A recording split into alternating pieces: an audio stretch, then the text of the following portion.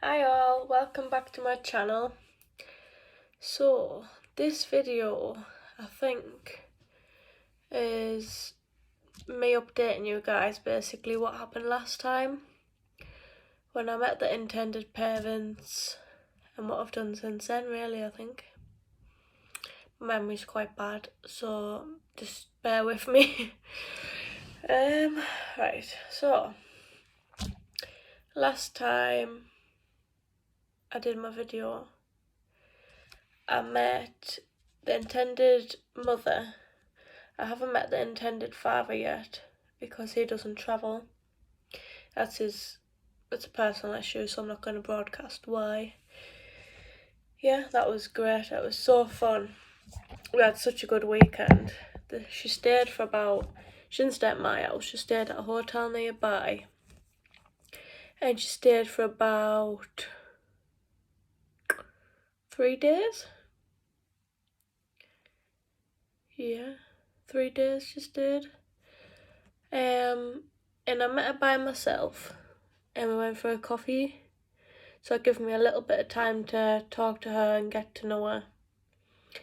And then we went and picked my kids up. Well, I picked my kids up and then we all went to soft play together, which was really nice. So we all got to spend time together, plenty of time together. We got to know each other a lot. Lots of emotional conversations. And then after soft play, we waited for my partner to finish work. And then we all went for tea together in a pub near me. It was like in the middle of where she was staying and where I live. So we went for a nice meal together. That was so fun. We had a great time. I've got my little plan here with everything I'm supposed to be talking about, so I'm just trying to go through it all.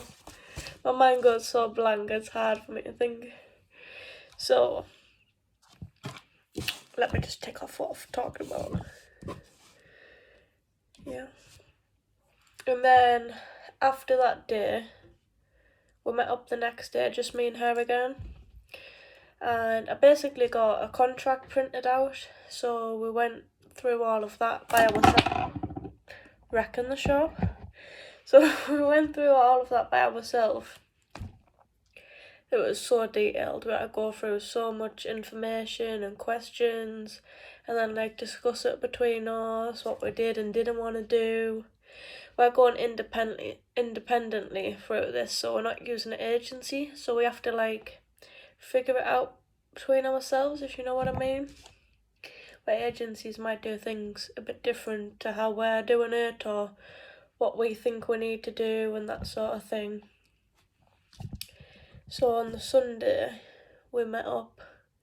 We spent at least about 5 hours sat there talking and going through all the contract, making sure we're all on the same page basically. So at least we got that done. That was most of the technical stuff out of the way. So we spoke about that. We were looking to start the inseminations tomorrow, but I'm having a bit of issue tracking my cycle because I was on the pill, but I come off the pill about 3 weeks ago, so my cycle's still not back to normal sort of thing. I had a period and then I was off for a week and then I've come back on my period. So basically I'm not going to ovulate when we all thought I was going to ovulate. So now it's just a case of constantly testing every day to making sure we can try and get back into the track, see when I'm actually going to ovulate. Like tracking the cycle is the most important part of this really.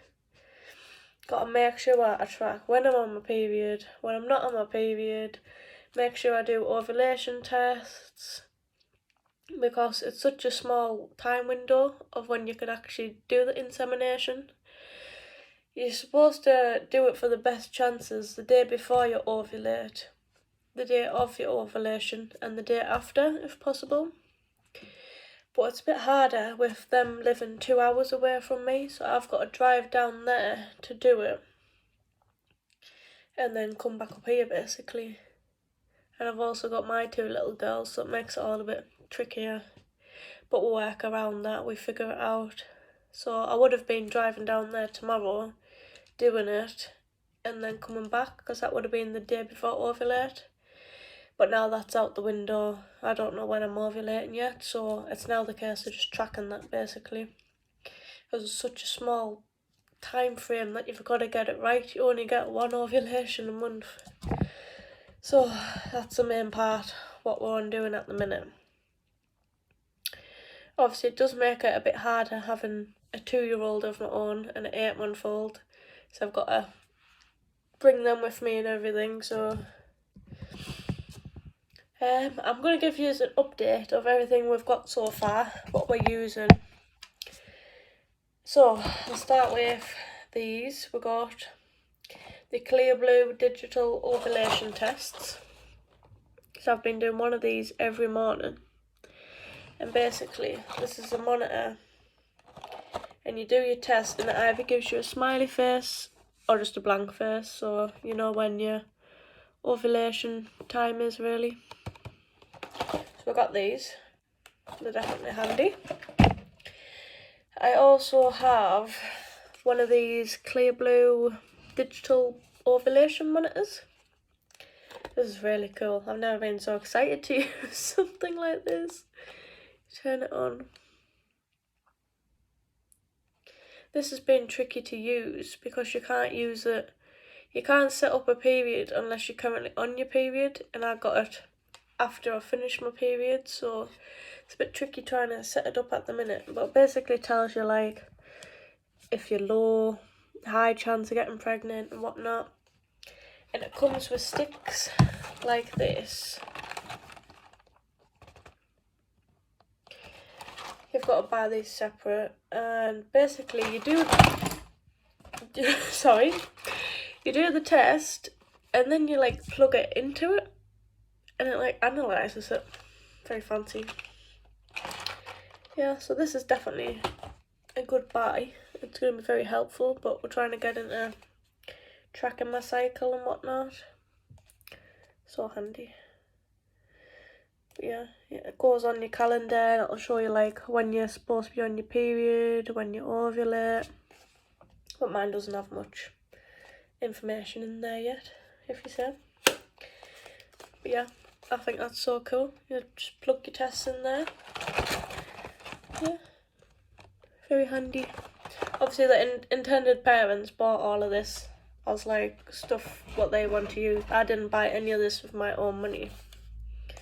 Definitely recommend that.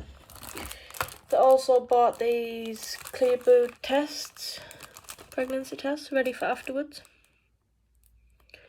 It's a triple check one, so it has a digital one in and like 2 normal ones.